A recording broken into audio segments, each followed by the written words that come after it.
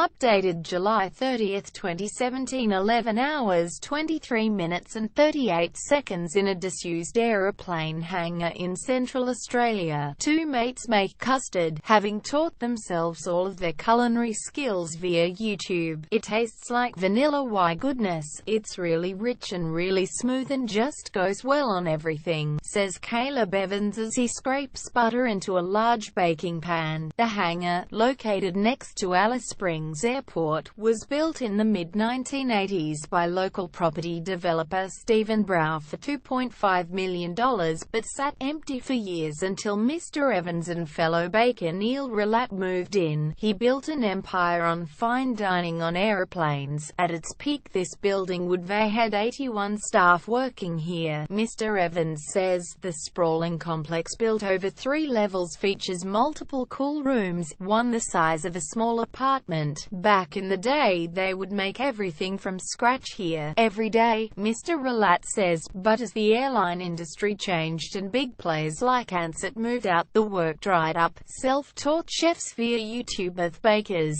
who had no formal training, taught themselves how to cook using YouTube. We were both feeling disenfranchised in our jobs, so we would meet up every weekend and bake. In the early days at WASNT, great, Mr. Relat says. Mr. Evans was more blunt. There were a few disasters in the early days. Every week we had to throw away the sourdough because the bread would hold its structure and just collapse. Eventually they realized the temperature was too hot. It was the middle of an Alice Springs summer and everything was like 80 degrees Celsius, Mr. Relat says, but out of the disaster came one of our most popular breads, the wholemeal spelt loaf. Despite the setbacks, the pair were committed to perfecting their art. The fact that at WASNT perfect is what annoyed us the most, and so we just sort of made it our mission in life to perfect the breads and the bagels, and YouTube was a big part of that. Mr. Evans says 0.15 types of pies made from scratch. Their untrained bakers count Julia Child and Richard Bertinet as their biggest influences. There's no cookbook that tells you how to make 120 loaves of bread, Mr. Relat says. They can explain it to you, but until you see someone doing it, it doesn't make a great deal of sense, so we used YouTube to fine-tune our technique. Mr. Evans adds, the bakers say that aside from their bread, the Portuguese tarts and pies are their best sellers. We make about 15 different types of pies, all from scratch, Mr. Evans says, and while they might agree on most things, they're split on the age-old question, should you put sauce on a pie? Flavor needs to shine. You don't need to add sweet tomato on top. Not necessary, Mr. Relat says. You don't need to, but you definitely can, Mr. Evans says.